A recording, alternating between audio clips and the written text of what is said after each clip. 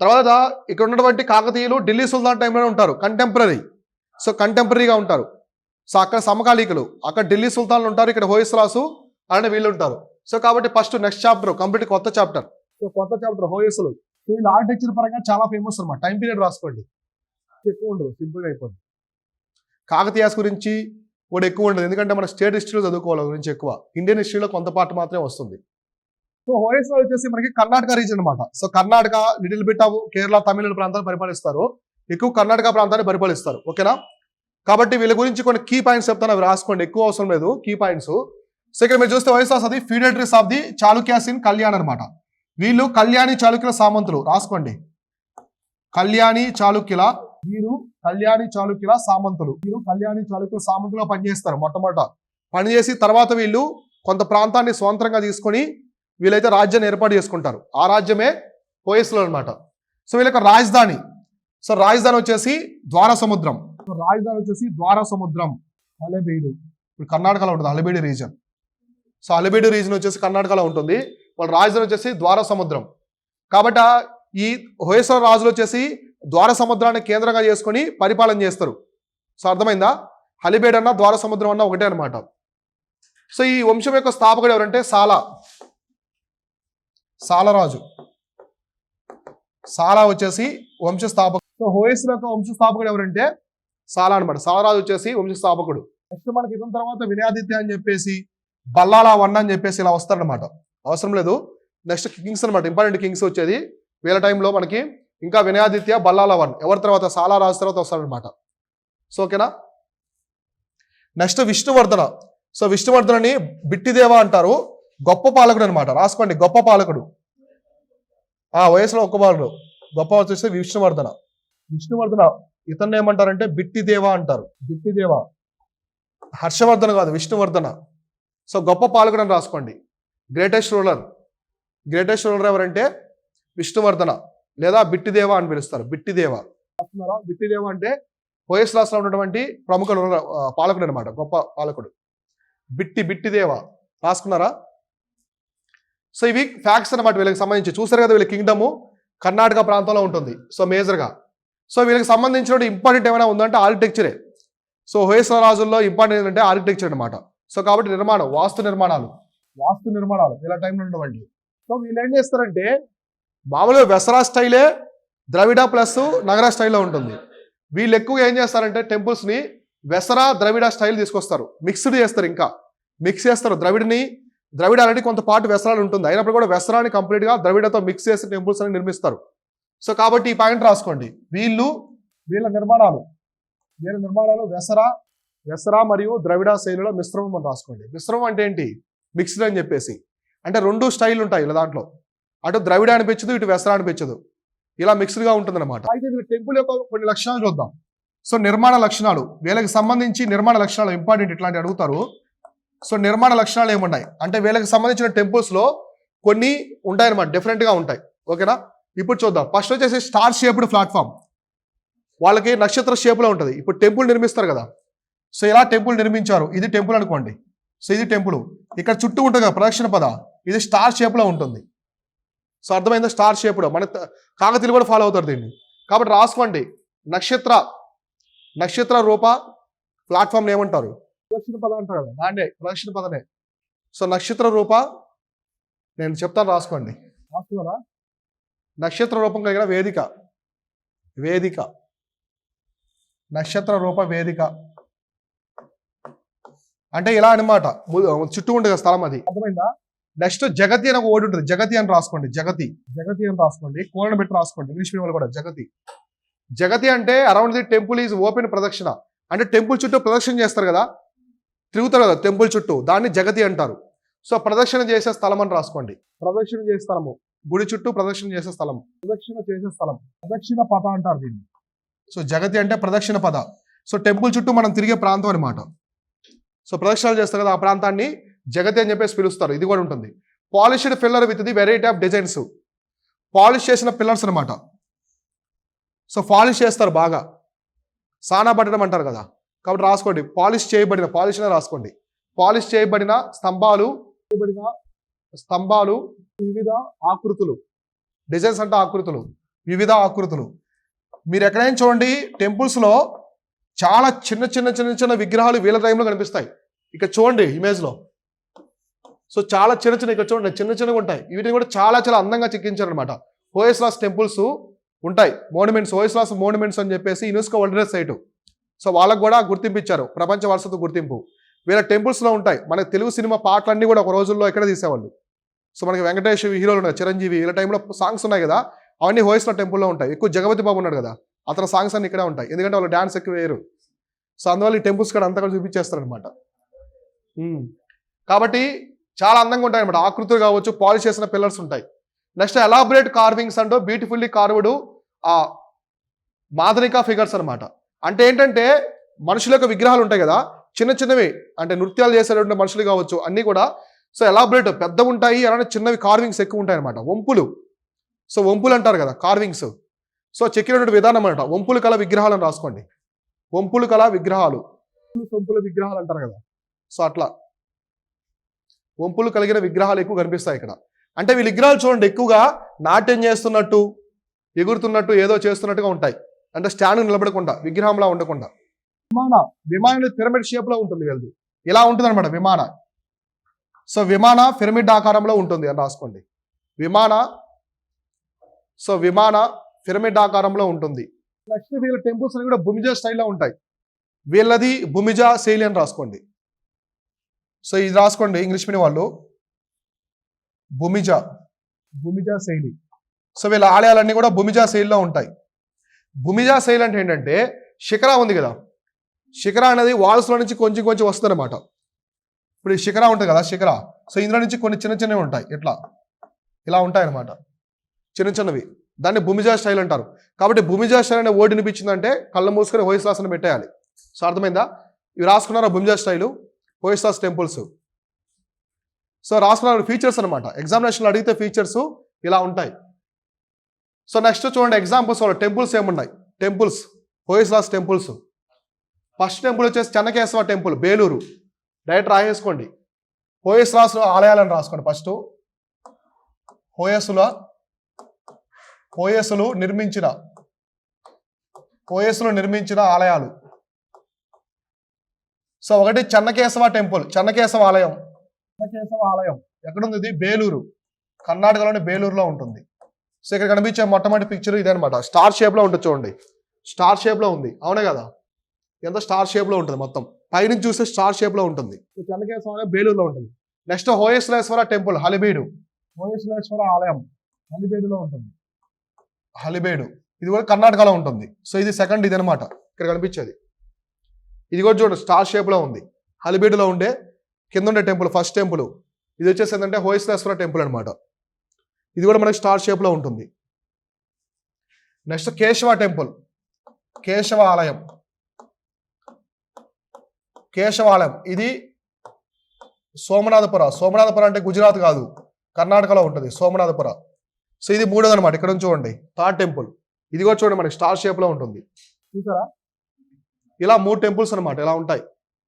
అయితే వీళ్ళు హిందూ మతాన్ని ప్రోత్సహించడం కాకుండా కర్ణాటకలో ఉన్నటువంటి జైన మతం, అప్పుడు జైన మతం ఉంటుంది కర్ణాటకలో. సో జైన మతం ఉంటుంది, దానికి కొన్ని బసాడీస్ నిర్మిస్తారు. బసాడీస్ అంటే ఏంటి? జైన మతంలో నివసించే ప్రాంతాలు, జైన సన్యాసులు నివసించే ప్రాంతాలు. సో బౌద్ధ మతంలో విహారాస్ అంటారు, ఇక్కడ బసాడీస్ అంటారు. అయితే వీళ్ళు కొన్ని బసాడీస్ కూడా నిర్మిస్తారు. సో అర్థమైందా? They constructed the Jain basadis also. So ఒకటి వచ్చేసి ఎగ్జాంపుల్ సవతి గంధవర్ణ బసది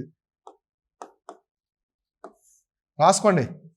జైన మతానికి సంబంధించిన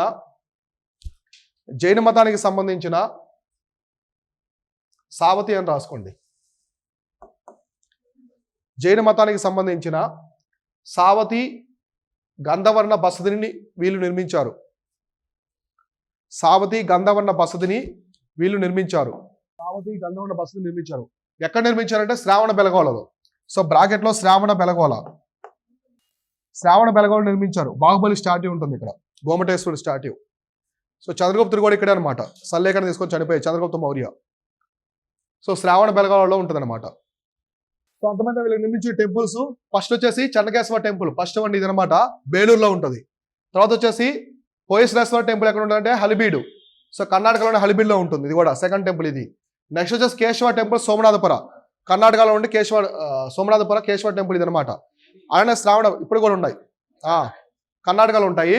ఈ 3 టెంపుల్స్ రాసుకోండి. ఇవన్నీ కూడా ప్రపంచ వారసత్వ గుర్తింపు ఉన్నటువంటి వరల్డ్ హెరిటేజ్ సైట్స్. సో ప్రపంచ వారసత్వ ప్రదేశాలు, యునెస్కో వాళ్ళ ప్రపంచ వారసత్వ ప్రదేశాలు ఇవన్నీ కూడా. ఈ టెంపుల్స్ 3 కల్పించారు. Keshava temple, Chennakeshava temple Belur, Hoysaleswara temple Halebidu, అలానే కేశవ ఆలయం వచ్చేసి సోమనాథపుర. అలానే వీళ్ళు ఏం చేశారు, సావతి గంధవర్ణ బసది అని చెప్పేసి జైన మతానికి సంబంధించినటువంటి బసదిని కూడా తీసుకొచ్చారు. ఎక్కడంటే శ్రావణబెలగొల. అంటే వీళ్ళు హిందూ మతంతో పాటుగా జైన మతాన్ని కూడా ప్రోత్సహించారని చెప్పేసి మనకు అర్థమవుతుందా లేదా క్లారిటీగా. సో ఇట్లా రాస్తున్నారా, ఇవి ఆర్కిటెక్చర్ అనమాట ఇవన్నీ కూడా హొయసలాస్లో. So next Kakatiya separate chapter. So Hoysalas ఎలా ఎండ్ అయిపోద్ది తెలుసా, హొయసలాస్ విజయనగర అంపైర్లు ఓడిస్తారు. విజయనగర రాజ్యం ఉన్నటువంటి బుక్కరాయలు, హరిహరాయలు, బుక్కరాయలు ఉన్నారు కదా, వాళ్ళు హొయసల కింగ్డమ్ను ఓడించి ఆ రాజ్యాన్ని అంతం చేసి విజయనగర సామ్రాజ్యంలో కలిపేసుకుంటారు. ఓకేనా. సో ఆ పాయింట్ రాసుకోండి చివరిలో. సో చివరిలో పాయింట్ రాసుకోండి. విజయనగర సామ్రాజ్య రాజులు, ఇంగ్లీష్ మీడియం వాళ్ళ తర్వాత చెప్తాను. విజయనగర సామ్రాజ్య రాజులు హొయసలాస్ను ఓడించి తన రాజ్యంలో కలుపుకున్నారు. అంటే ఆ రాజ్యాన్ని తన రాజ్యంలో కలుపుకుంటారు. సో ఇంగ్లీష్ మీడియం రాసుకోండి. Vijayanagara kings ended Hoysalas. Vijayanagara kings ended Hoysalas అని రాసుకోండి చాలు. అంటే వాళ్ళని ఓడించి ఈ రాజ్యంలో కలుపుకుంటారు, అంతం చేసి. ఓకేనా. సో అంతం చేశారంటే చంపినారు కాదు, అందరినీ చంపరు, కొందరినే. అంటే ఆ రాజ్యం అంతమైపోద్ది ఇంకా. సో అర్థమైందా, ఇది హొయసలాకు సంబంధించింది. సో నెక్స్ట్ వచ్చేసి కాకతీయాస్ రాసుకోండి, కాకతీయులు. సో వీళ్ళు కూడా సామంతులుగా పనిచేస్తారనమాట. 200 సంవత్సరాలు ఎర్లీ కాకతీయాస్ ముందుగా, అంటే కాకతీయ సామ్రాజ్యం ఏర్పడక ముందు సామంతులుగా పనిచేస్తారు. ఎవరికంటే ఒకటి వీళ్ళు రాష్ట్రకూటులు రాసుకోండి. వీళ్ళు రాష్ట్రకూటులు మరియు తూర్పు చాళుక్యులకు సామంతులుగా పనిచేస్తారు. సో వీళ్ళు రాష్ట్రకూటులకు మరియు తూర్పు చాళుక్యులకు సామంతులుగా పనిచేశారు. అంటే వీళ్ళు ఆల్మోస్ట్ 200 సంవత్సరాలు సామంతులుగా పనిచేసి తూర్పు చాళుక్యులు రాష్ట్రకూట అంతమైన తర్వాత వీళ్ళు స్వతంత్రంగా ఏర్పడి కాకతీయుల రాజ్యం అనేది తీసుకొస్తారన్నమాట. సో అర్థమైందా. సో కాకతీయుల రాజ్యం అనేది వస్తుంది. అయితే కాకతీయ రాజ్యం అనేది ఎవరు తీసుకొస్తారంటే ప్రతాపరుద్రుడు అనమాట, మొదటి ప్రతాపరుద్రుడు. సో మొదటి ప్రతాపరుద్రుడు 1163లో ఈ సామ్రాజ్య స్థాపన చేస్తాడు. సో అర్థమైందా. కాబట్టి రాసుకోండి, సామ్రాజ్య స్థాపకుడు ఎవరంటే మొదటి ప్రతాపరుద్రుడు. సామ్రాజ్య స్థాపకుడు, వంశ స్థాపకుడు కాదు. సామ్రాజ్య స్థాపకుడు వచ్చేసి ప్రతాపరుద్రుడు, మొదటి ప్రతాపరుద్రుడు. ఏ సంవత్సరం అంటే 1163లో ఈ కాకతీయ సామ్రాజ్యాన్ని తీసుకొస్తాడు. అంటే ఇతర టైంకి రాష్ట్రకూటులు, పశ్చిమ చాళుక్యులు రాజ్యం అంతరించిపోతుంది అనమాట. అంటే స్వతంత్రంగా ఏర్పడతారు అక్కడి నుంచి వీళ్ళు. రాసుకున్నారా. వీళ్ళ యొక్క రాజధాని, సో కాకతీయుల యొక్క రాజధాని. సో కాకతీయుల యొక్క రాజధాని వచ్చేసి ఓరుగల్లు. ఈ ఓరుగల్లే ఇప్పుడు వరంగల్లు. సో ఓరుగల్లు, వరంగల్. రెండవ రాజధాని హనుమకొండ. అవసరం లేదండి, మళ్ళీ చెప్తాను. సో ఇది రాసుకోండి. మొదటి రాజధాని వచ్చేసి ఓరుగల్లు, వరంగల్. ఇప్పుడు ఉన్నటువంటి వరంగల్, అప్పుడు ఓరుగల్లు అనమాట. రాసుకున్నారా. ఇక్కడ చూడండి, ఇక్కడ మీకు గ్రీన్ కలర్లో కనిపించేది అంతా కూడా కాకతీయ సామ్రాజ్యమే. చూడండి అంతా కనిపిస్తుందా, ఇదంతా కూడా ఇదే అనమాట కాకతీయ కింగ్డమ్. మనకి ఎక్కడో ఇక్కడ ఒడిస్సా దగ్గర నుంచి తమిళనాడు వరకు ఉంటుంది కాకతీయ సామ్రాజ్యం. ఓకేనా. సో నెక్స్ట్ చూద్దాం ఇంకా ఏమున్నాయి దీనికి సంబంధించి. సో గణపతి దేవ, నెక్స్ట్ గణపతి దేవ వస్తాడు. ప్రతాపరుద్రుడి తర్వాత గణపతి దేవ వస్తాడు. గణపతి దేవ తర్వాత రుద్రమదేవి వస్తుంది, రుద్రమదేవి. సో రుద్రమదేవి అయితే వస్తుంది అనమాట. సో గణపతి దేవ వస్తాడు, తర్వాత రుద్రమదేవి. కాబట్టి రాసుకోండి, మహిళా పాలకురాలు. సో మహిళా పాలకురాలు అంటే రుద్రమదేవి. మహిళా పాలకురాలు ఎవరంటే రుద్రమదేవి. ఈమె టైంలోనే, రుద్రమదేవి టైంలోనే మనకి Marco polo. So Marco polo అనే విజిటర్ వస్తాడనమాట. పోర్చుగీస్ నావికుడు అయితే వస్తాడు మార్కో పోలో. కాబట్టి రాసుకోండి, రుద్రమదేవి కాలంలో మార్కో పోలో అనే యాత్రికుడు వచ్చాడని రాసుకోండి. రుద్రమదేవి కాలంలో మార్కో పోలో అనే యాత్రికుడు వచ్చాడు. ఈయన రావడమే కాకుండా ఈ చైనా కూడా వెళ్తాడు మనవాడు మార్కో పోలో. చైనా వెళ్ళి అక్కడ పరిస్థితులన్నీ చూసుకొని రుద్రమదేవి ఆస్థానాన్ని కూడా సందర్శిస్తాడు. అలానే కాకతీయుల యొక్క పాలన ఎలా ఉంది మొత్తం కూడా అన్ని నోట్ చేసుకుంటాడు అనమాట, తన గ్రంథాలు రాసుకుంటాడు. ఓకేనా. నెక్స్ట్ అండి అల్లావుద్దీన్ ఖిల్జీ. సో అల్లావుద్దీన్ ఖిల్జీ దండయాత్ర చేస్తాడు ఎవరి మీద? కాకతీయుల మీద. సో కాకతీయులు ఎప్పుడంటే 1303లో.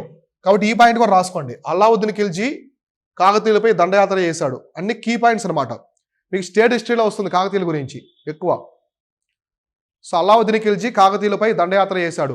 ఇదే టైంలో ఎగ్జాక్ట్గా ఇదే టైంలో ఇతను కాకతీయుల మీద, హోయస్లాస్ మీద, నెక్స్ట్ మనకి తమిళనాడు వరకు, తమిళనాడు ప్రవేశిస్తున్న హోయస్ల వరకు, అంటే కాకతీయుల దగ్గర నుంచి మొదలయ్యి రామేశ్వరం వరకు.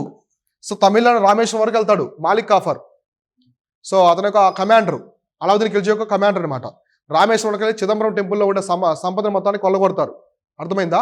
హోయస్లాస్ని వీళ్ళని ఫస్ట్ యాదవాస్ అనమాట. ఫస్ట్ యాదవరాజు సౌత్, ఇక్కడి నుంచి సౌత్ మొదలవుతుంది, సౌత్ వైపు ఢిల్లీ సుల్తాన్లకి. మొట్టమొదటి యాదవ దేవగిరి యాదవాస్ని, ఓరుగల్లు కాకతీయాస్ని, ద్వార సముద్రం హోయస్లాస్ని ఓడిస్తాడు. ఓడించి ఆ రాజ్యంలో ఖజానా మొత్తం తీసుకెళ్ళిపోతాడు. ఓకేనా. So next finally 1323 prince Jauna Khan అంటే మహమ్మద్ బిన్ తుగ్లక్. నేను మీకు చెప్తున్నా చూడండి, ప్రిన్స్ అని. అప్పట్లో ఒక చక్రవర్తిని ప్రిన్స్ని పిలిచారని, ప్రిన్స్ జౌనా అని పిలుస్తారు. సో జౌనా ఖాన్ అతని పేరు వచ్చేసి మామూలు ఒరిజినల్ నేమ్ వచ్చేసి జౌనా ఖాన్ అనమాట. ఎవరి పేరు?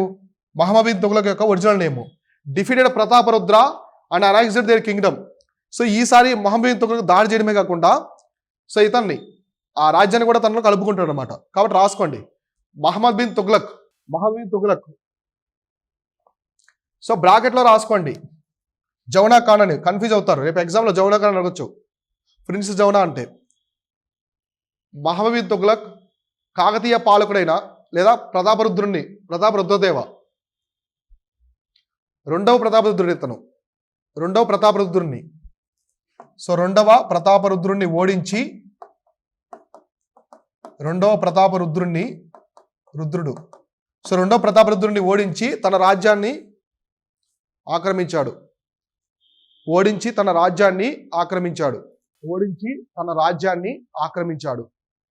అర్థమైందా?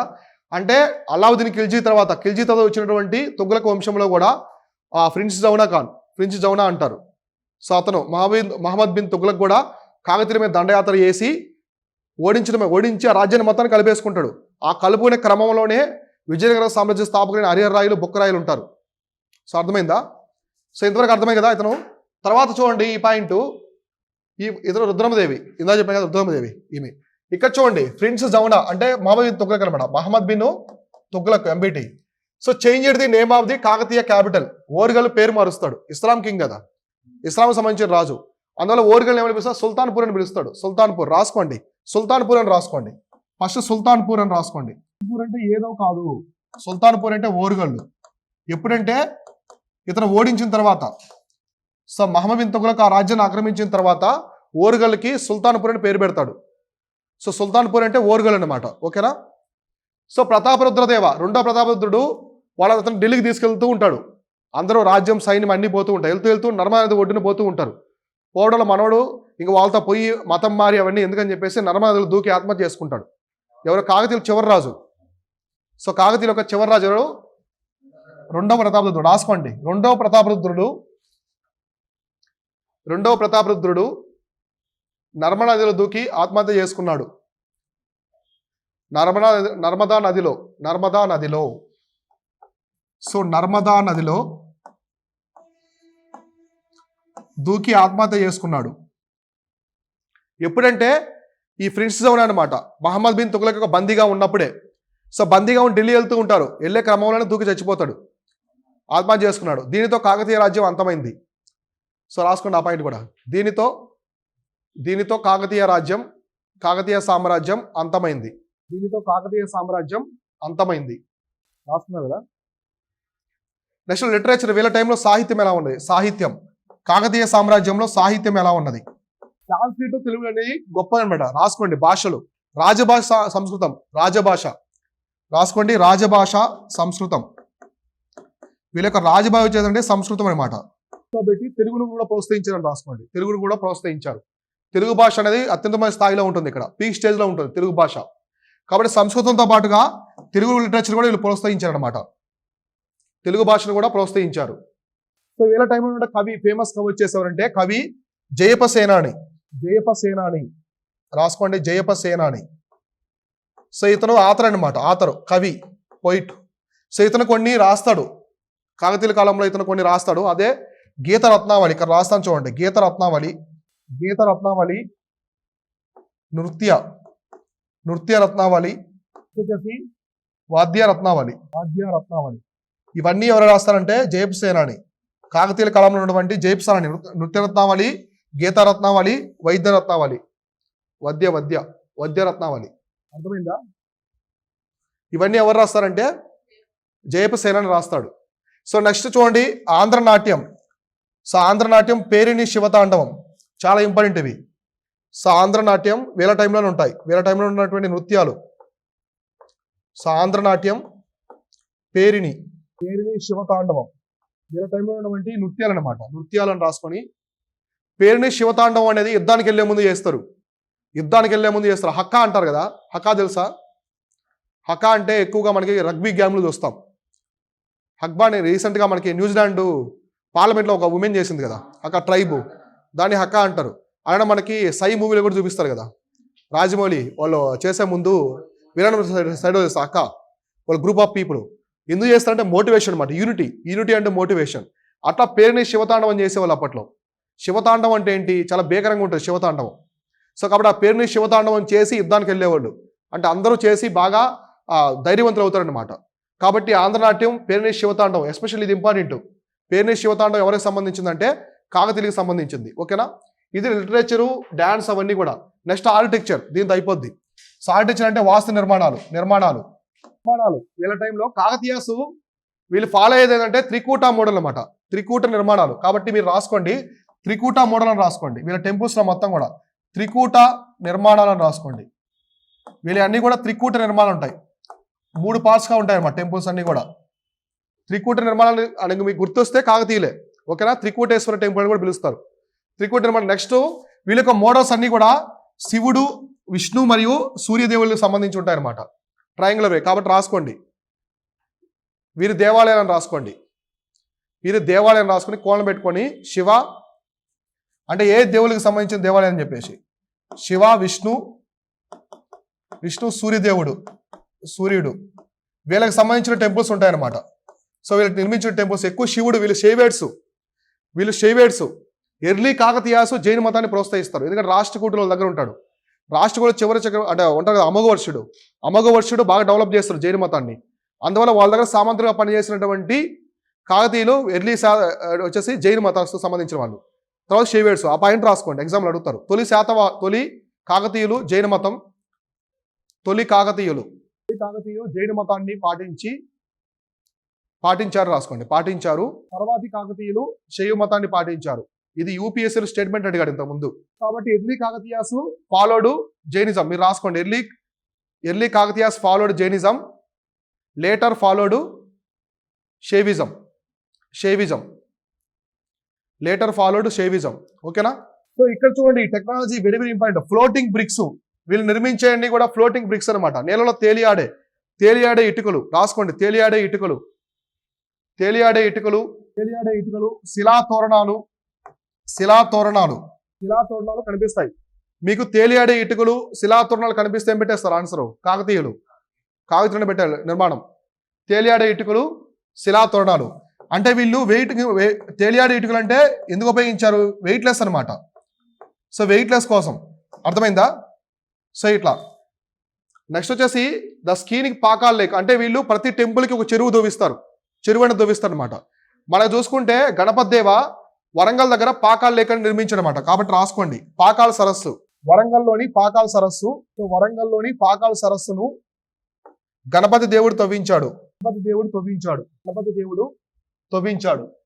నెక్స్ట్ రాసుకోండి, శాండ్ బాక్స్ టెక్నాలజీ, వీళ్ళే తీసుకొస్తారు. శాండ్ బాక్స్ టెక్నాలజీ అంటే భూకంపాలు ఏమొచ్చినా కూడా టెంపుల్స్ పడిపోవన్నమాట, అటువంటి మెథడ్ తీసుకొస్తాడు. కాబట్టి రాసుకోండి, sand box technology. English medium కూడా ఇంకా అట్లా రాసుకోవాల్సిందే. ఇది sand box technology, sand box పద్ధతి ఎవరు తీసుకొచ్చారంటే కాకతీయులు. సో ఇది ఎందుకంటే భూకంపాలు వచ్చినప్పుడు టెంపుల్స్ ఉన్నాయి కదా, భూకంపాలు వచ్చినా కూడా వాళ్ళు పడిపోవు టెంపుల్స్, అంత గొప్పగా తీసుకొచ్చారు అనమాట వాళ్ళకి స్ట్రక్చర్స్. ఇక్కడ చూడండి, ఇవన్నీ శిలాతోరణాలు, ఎంట్రన్స్ అనమాట, శిలాతోరణాలు. ఇక్కడ చూడండి వెల్కమ్స్, ఇక్కడ చూడండి కాకతీయ తోరణం ఉంది ఇక్కడ, కాకతీయ తోరణం తెలుసు కదా, తెలంగాణ స్టేట్ సింబల్స్ ఉంటుంది. నెక్స్ట్ వీళ్ళకి సంబంధించిన కొన్ని చూద్దాం. సో 1000 పిల్లర్ టెంపుల్ వరంగల్ రాసుకోండి. 1000 పిల్లర్ టెంపుల్ వరంగల్ నిర్మించినటువంటి టెంపుల్స్ అని రాసుకోండి. టెంపుల్స్ లో ఫస్ట్ 1000 స్తంభాల గుడి అని రాసుకోండి. 1000 స్తంభాల గుడి, తెలుగు మీడియం వాళ్ళు 1000 స్తంభాల గుడి ఎక్కడ ఉంది? ఇది ఆలయం, 1000 స్తంభాల ఆలయం. బెస్ట్ వన్ అనమాట. అంటే కాకతీయ టైంలో వచ్చిన టెంపుల్స్ లో one of the best one గా చెప్తారు. అర్థమైందా? నెక్స్ట్ ఐకానిక్ టెంపుల్ కాకతీయ తోరణం. సో కాకతీయ తోరణం తెలుసు కదా. కాకతీయ తోరణం ఎవరు నిర్మించారంటే రుద్రమదేవి ఫాదరు. ఎవరు? గణపతి దేవ. కాకతీయ తోరణం గణపతి దేవ. కాకతీయ తోరణము, నెక్స్ట్ 1000 స్తంభాల గుడి, రామప్ప టెంపుల్, ఇవన్నీ కూడా రామప్ప టెంపుల్. ఇక్కడ నుంచి చూడండి, రామప్ప టెంపుల్, రామప్ప ఆలయం. సో ఇది UNESCO world site, world heritage site అనమాట. ప్రపంచ గుర్తింపు పొందిన రామప్ప టెంపుల్. సో రేచర్ల రుద్రుడు అనే వ్యక్తి నిర్మిస్తాడు. రామప్ప అనే పర్సన్ శిల్పి, డిజైన్ చేసిన పర్సన్, అందుకే అతను పేరు పెడతారు రామప్ప టెంపుల్. రాష్ట్ర త్రికూటేశ్వర టెంపుల్ ఇవన్నీ వెళ్ళాయి అనమాట. ఈ శాండ్ బాక్స్ టెక్నాలజీ ద్వారా తీసుకొచ్చారు రామప్ప టెంపుల్. సో 1000 స్తంభాల గుడి, కాకతీయ తోరణము, రామప్ప టెంపుల్ అన్ని వెళ్ళవే.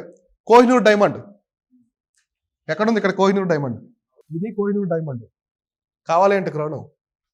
సో కోహినూర్ డైమండ్ మన దగ్గర నుంచి దొబ్బేసి దాన్ని గ్లోరీగా చెప్పుకుంటారు వాళ్ళు. సో కోహినూర్ డైమండ్ గుంటూరు పల్నాడు రీజన్లోని సత్తెనపల్లి అనే కృష్ణానది లోయలో దొరుకుతుంది. ఎవరి కాలంలో దొరికిందంటే కాకతీయుల కాలంలో. సో అర్థమైందా? కోహినూర్.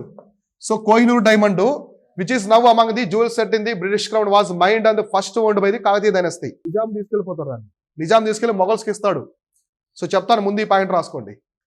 సో కాకతీయుల కాలంలో కోహినూర్ డైమండ్ దొరికిందని రాసుకోండి. కాకతీయుల కాలంలో కోహినూర్ వజ్రం దొరికింది. So Kohinoor diamond was found mind and first owned by Kakatiyas. కాబట్టి కోహినూర్ డైమండ్ యొక్క మొట్టమొదటి ఓనర్లు ఎవరు? యజమానులు ఎవరంటే కాకతీయులే. ఇది ఎలా వెళ్ళింది? సో కాకతీయుల దగ్గర నుంచి, కాకతీయులు ఉన్నారు కదా, ఈ స్టోరీ ఏంటంటే బాగా ఇంట్రెస్టింగ్ గా ఉంటుంది. కాకతీయుల దగ్గర నుంచి బ్రిటిష్ క్రౌన్ దగ్గరికి ఎలా వెళ్ళింది కోహినూర్ డైమండ్? ఫస్ట్ కాకతీయుల దగ్గర ఉంటుంది. కాకతీయులు ఇప్పుడు గోల్కొండ పోర్ట్ ఉంది కదా, గోల్కొండ పోర్ట్ మొట్టమొదటి తీసుకొచ్చింది కాకతీయులు. దానిలో ఎక్కువ నిర్మించింది వచ్చేసి ఎవరంటే నిజాములు వచ్చిన తర్వాత. కాకతీయుల దగ్గర నుంచి ఇది నిజాములకు వెళ్తుంది. నిజాముల దగ్గర నుంచి లేటర్ మొగల్స్ ఉంటారు కదా, మొగల్స్ తర్వాత ఔరంగజేబు తర్వాత వస్తారు చూడండి, వాళ్ళకి కొంచెం వీళ్ళు బాగా లాయల్గా ఉండి వాళ్ళకి ఇస్తారు. మొగల్స్ దగ్గరికి వెళ్తుంది.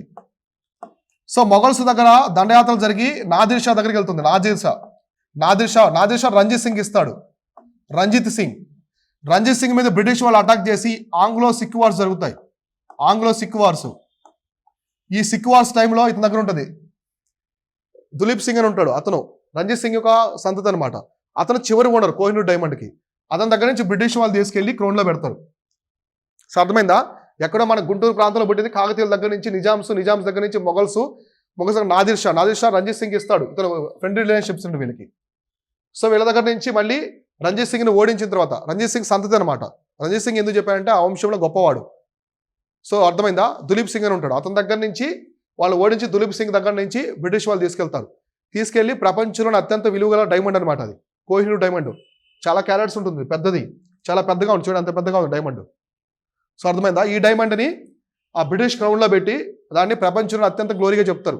సో కోహినూర్ డైమండ్ ఉంటే ఆ యొక్క కిరీటానికి అంత విలువ అని చెప్పేసి. సో అది నిజానికి మందే. అర్థమైందా? కోహినూర్ డైమండ్. సో ఓకేనా? ఇది ఎవరి టైంలో దొరికిందంటే కాకతీయుల టైంలో మైన్ చేస్తారు. కృష్ణానది లోయలో సత్తెనపల్లి అనే ప్రాంతం గుంటూరు పల్నాడు రీజన్లో ఉంటుంది.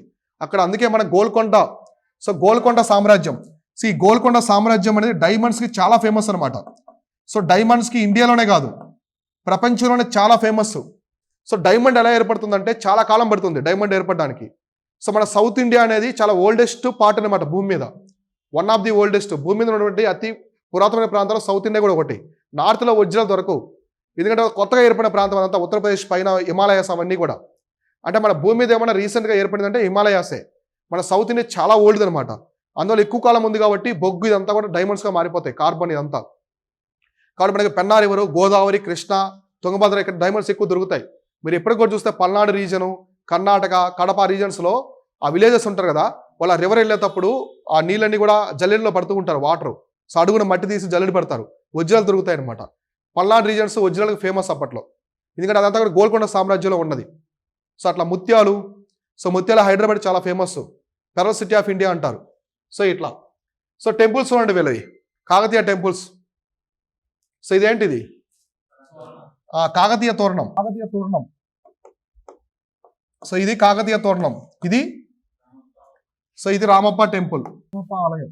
సో రామప్ప ఆలయం రేచల్ నిర్మించింది. ఇదేంటిది? సో 1000 స్తంభాల గుడి. సో ఈ 3 వచ్చేసి చాలా గ్రేట్ ఆర్కిటెక్చర్స్ అనమాట కాకతీయుల టైంలో. అందుకే కాకతీయులు ఏమంటారంటే మిడివల్ ఇండియాలో, సో మధ్యయుగ భారత చరిత్రలో గ్రేట్ బిల్డర్స్ అంటారు. సో గొప్ప నిర్మాణాలు చేసినటువంటి పాలకులుగా చెప్తారు. సో మీరు మిడివల్ ఇండియాలో చూడండి, విజయనగర సామ్రాజ్య రాజులు అందరూ ఉంటారు, కానీ వాళ్ళందరికంటే ముందు, మొఘల్స్ కంటే ముందు కాకతీయులే ఉంటారు. ఇటువంటి గొప్ప టెక్నాలజీతో నిర్మించారు వాళ్ళు. భూకంపాలు వచ్చినా, వరదలు వచ్చినా, ఎటువంటి విపత్తులు వచ్చినా కూడా ఆ టెంపుల్స్ కూలిపోకుండా లైట్ వెయిట్ ఆ బ్రిక్స్తో, ఫ్లోటింగ్ బ్రిక్స్తో, శాండ్ బాక్స్ టెక్నాలజీతో నిర్మిస్తారు. చూడండి ఇక్కడ మెథడ్ ఎలా ఉందో, ఇక్కడ చూడండి, ఇదంతా కూడా ఒక శాండ్ బాక్స్ టెక్నాలజీ లాగా తీసుకొస్తారు. అర్థమైందా? ఇట్లా ఇది కాకతీయాస్ ఆర్కిటెక్చర్ అనమాట. ఇవన్నీ కూడా ఇక్కడ మనం డిస్కస్ చేసుకునే మొత్తం కూడా. ఇక్కడ చూడండి వాళ్ళకి విగ్రహాలు కాకతీయులకు సంబంధించినవి, స్కల్ప్చర్స్ అవన్నీ. సో ఇక్కడ శివుడు టెంపుల్స్ ఎక్కువ ఉంటాయి అనమాట. వాళ్ళు శివ విధానం ఫాలో అవుతారు. సో శివుడు టెంపుల్స్, పిల్లర్స్ కావచ్చు, ఇంకా మనకి కొన్ని ఏనుగులకు సంబంధించిన సింబల్స్, స్కల్ప్చర్స్ ఇవన్నీ కూడా కాకతీయ కింగ్డమ్లో ఉన్నటువంటి వాళ్ళ యొక్క నిర్మాణాలు అనమాట. స్కల్ప్చర్స్ ఇవన్నీ కూడా. దీంతో మనకి కాకతీయాస్ ఎండ్ అయిపోయింది. ఓకేనా? నెక్స్ట్ విజయనగరం స్టార్ట్ చేద్దామా రేపు క్లాస్లో? సో రేపు స్టార్ట్ చేద్దాము. సో దీంతో మనకి కాకతీయాస్ ఎండ్ అయిపోతారు. ఇప్పుడు కాకతీయాస్ ఎండ్ అయిపోయే ముందు ఒక చిన్న విషయం చెప్తా చూడండి. చిన్న విషయం, ఈ మ్యాప్ చూడండి. ఈ మ్యాప్ కనిపిస్తుందా మీకు? సో ఈ మ్యాప్లో ఇక్కడ చూడండి కంపిలి అని చెప్పేసి ఉంది, కంపిలి. సో ఇక్కడ ఢిల్లీ సల్తనత్ పీరియడ్ ఉంది కదా, ఈ ఢిల్లీ సల్తనత్ మొత్తం కాకతీయ మొత్తాన్ని ఆక్రమించుకుంటారు వీళ్ళు. ఎవరు? మహమ్మద్ బిన్ తుగ్లక్. ఈ కంపిలి ఇది కూడా హోయస్లాస్ మొత్తాన్ని ఇక్కడ ఆక్రమించుకుంటాడు. హోయస్లాస్ ఉంటారు, ఇదంతా ఆక్రమించుకుంటాడు. ఈ కంపిలి ప్రాంతానికి హరిహర్రాయులు, బుక్కరాయులు ఉన్న అన్నదమ్ములు ఉన్నారు కదా, వీళ్ళిద్దరు కాకతీయుల దగ్గర పనిచేస్తుంటారు సామంతులుగా. వీళ్ళని తీసుకెళ్ళిపోతాడు ఎవరు? తుగ్లక్ తీసుకెళ్లి ఇస్లాంలోకి మారుస్తాడు. వచ్చి పేలుగోలు పెట్టి కంపిలి ప్రాంతాన్ని మీరు పరిపాలించండి, నా సామ్రాజ్యం కింద పరిపాలించడం పంపిస్తారు. వీళ్ళు ఇక్కడికి వచ్చి విద్యారణ్య స్వామి దగ్గర మళ్ళీ హిందూ మతం తీసుకొని ఈ కంపిలి ప్రాంతాన్ని మొత్తాన్ని ఇక్కడి నుంచి ఎక్స్టెండ్ చేస్తారు. అక్కడి నుంచి తీసుకొచ్చేది విజయనగరం ఎంపైర్. అర్థమైందా బ్రదర్స్? అంటే ఢిల్లీ సుల్తాన్ని మోసం చేస్తారు, మహమ్మద్ బిన్ తుగ్లక్ని మోసం చేసి ఇక్కడ స్టార్ట్ చేస్తారు. అర్థమైందా? సో ఇతనితో పాటుగా ఇక్కడ ఉన్న ముస్లిమ్స్ కొంతమంది, దేవగిరిలో ఉన్నటువంటి ముస్లిమ్స్ బహుమని కింగ్డమ్ తీసుకొస్తారు. ఇలా మనకి విజయనగర సామ్రాజ్యం బహుమని కింగ్డమ్ అని రావడం అయితే జరుగుతుందన్నమాట.